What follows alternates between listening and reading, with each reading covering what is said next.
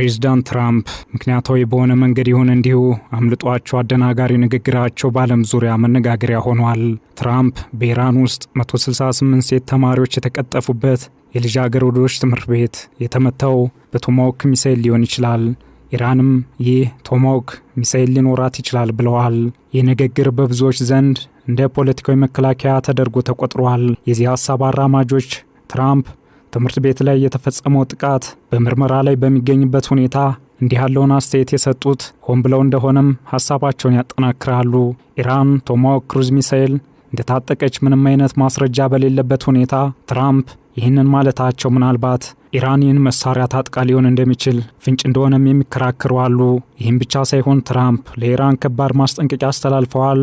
የአሜሪካው ፕሬዝዳንት ዶናልድ ትራምፕ በሆርሙዝ ሰርጥ የነዳጅ ፍሰት ላይ እገዳ ለመጣል የሚያስብ ማንኛውም አካል በተለይም ለኢራን ከባድ ማስጠንቀቂያ ሰጥተዋል። በኢራን በኩልም ለአሜሪካና ሌሎች አጋሮቿ ከባድ ማስጠንቀቂያ ተላልፏል። ካሁን በኋላ ኢራን የምታስወነጭፈው ሚሳኤል ከአንድ ቶን ያነሰ እንደማይሆን ገልጻለች። ይህ ብቻ ሳይሆን ኢራን ለ6 ወራት ለሚዘልቅ አስከፊ ጦርነት ለመጋፈጥ መዘጋጀቷን ጠላቶች ያወቁት ብላለች። ይህንና ተያያዥ ጉዳዮችን በዓለም አቀፍ ትንታኔ ዘገባችን እንመለከተዋለን። አበረ ስሜነ ነኝ።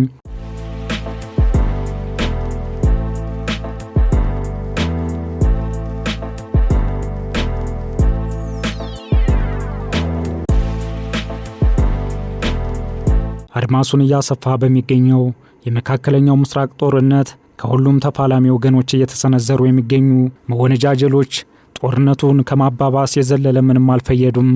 ሰዓት በሚተፉ የተራቀቁ የጦር መሳሪያዎች ከሚደረገው አውዳሚ ፍልሚያ ባልተናነሰ የኢንፎርሜሽን ወርፌር ወይም የመረጃ ጦርነት እየተካሄደ ይገኛል።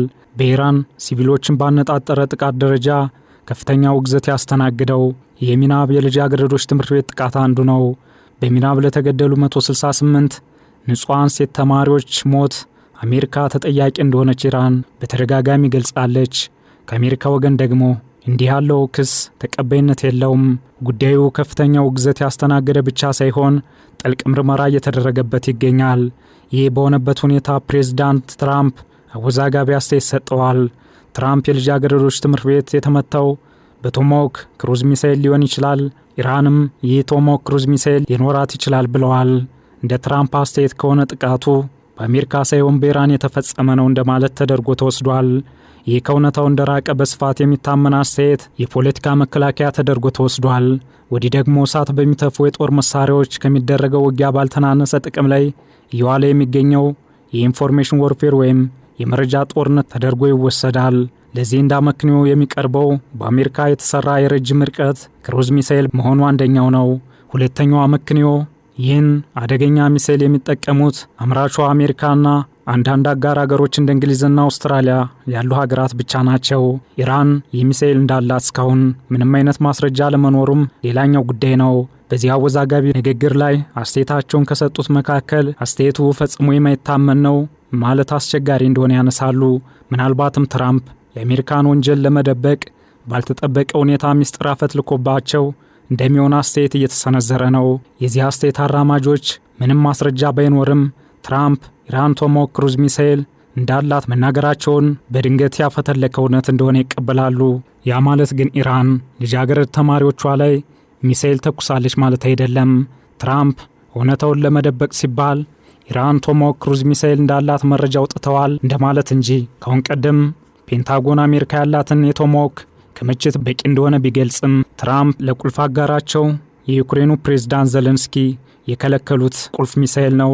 ይህ እጅግ ቁልፍ ሚሳኤል እስከ 2500 ኪሎ ሜትር ርቀት የሚምዘገዘግ መሆኑ የበለጠ ተፈላጊ እንዲሆን አድርጎታል። ሚሳኤሉ እስካሁን በአሜሪካ አየር ኃይል ብቻ ጥቅም ላይ የዋለ ነው። የትራምፕ አስተያየትም አወዛጋቢ እንዲሆኑ ካደረጉት ዋነኛ ምክንያቶች አንዱ ይህ ነው።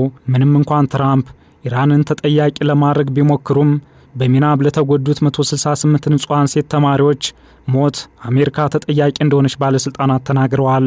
በአሜሪካም ይሁን ኢራን በኩል ከሚሰጡ እንደዚህ ያሉ ፖለቲካዊ ንግግሮች ጀርባ ያለው እውነታ የውጊያውን ተጠናክሮ መቀጠል አመላካች ናቸው። ማስጠንቀቂያና ዛቻዎችም በተፋላሚዎቹ መካከል ተጠናክረው ቀጥለዋል። ትራምፕ በኢራን ላይ ከባድ ማስጠንቀቂያ አሰምተዋል። የአሜሪካው ፕሬዝዳንት ዶናልድ ትራምፕ የነዳጅ ጫኝ መርከቦች መተላለፊያ በሆነው የሆርሙዝ ሰርጥ ላይ እገዳ ለመጣል የሚያስብ ማንኛውም አካል በተለይም ለኢራን ከባድ ማስጠንቀቂያ ሰጥተዋል። ፕሬዝዳንቱ ኢራን እንዲህ ያለውን እርምጃ የምትወስድ ከሆነ አሜሪካ እስካሁን ከደረሰባት በ20 እጥፍ የጠነከረ ጥቃት እንደሚጠብቃት ዝተዋል። በኢራን በኩልም ከባድ ማስጠንቀቂያዎች ተሰምተዋል። ኢራን ለ6 ወራት ለሚዘልቅ አስከፊ ጦርነት መዘጋጀቷን ይፋ አድርጋለች። የኢራን እስላማዊ አብዮታዊ ጥበቃ ጓድ ቃል አቀባይ አሊ መሐመድ ናይኒ ኢራን ቢያንስ ለ6 ወራት ለሚቆይ ከፍተኛ የጦርነት ውጊያ ሙሉ በሙሉ መዘጋጀቷን ተናግረዋል። ቃል አቀባዩ ኢራን አሁንም ድረስ እጅግ ከፍተኛ ቁጥር ያለው ሚሳኤልና ሰው አልባ አውሮፕላን ክምችት እንዳላት ገልጸዋል። ቃል አቀባዩ እስካሁን ድረስ ኢራን ካሏት ዘመናዊ የጦር መሳሪያዎች መካከል ብዙዎቹ ጥቅም ላይ እንዳልዋሉም ጠቁመዋል። በተመሳሳይ የኢራን እስላማዊ አብዮታዊ ጥበቃ ጓድ የአየርና ጠፈር ኃይል እዝ ካሁን በኋላ ኢራን የምታስወነጭፈው ሚሳኤል ከአንድ ቶን ያነሰ እንደማይሆን አስጠንቅቋል። ይህም ማለት የሚሳኤሉ ርዝመትና መጠን ይጨምራል፣ በተጨማሪም ሽፋኑ ይበልጥ ሰፊ ይሆናል።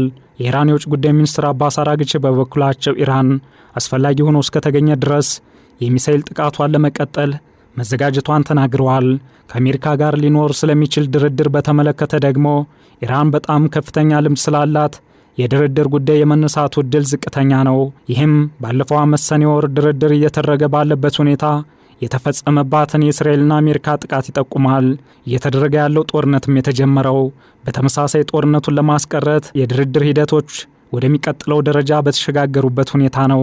በኢራን መንግስት ቃል አቀባይ ፋታሜ ማሃጃሪኒ በኩልም ስለ ድርድር ሁኔታዎች የኢራን አቋም ይፋ ተደርጓል። ቃል አቀባይዋ የኢራን መንግስት በመካከለኛው ምስራቅ ጦርነት ዙሪያ ለሚደረጉ ማንኛውም አይነት የድርድር ጥረቶች ጥብቅ ቅድመ ሁኔታዎችን አስቀምጠዋል።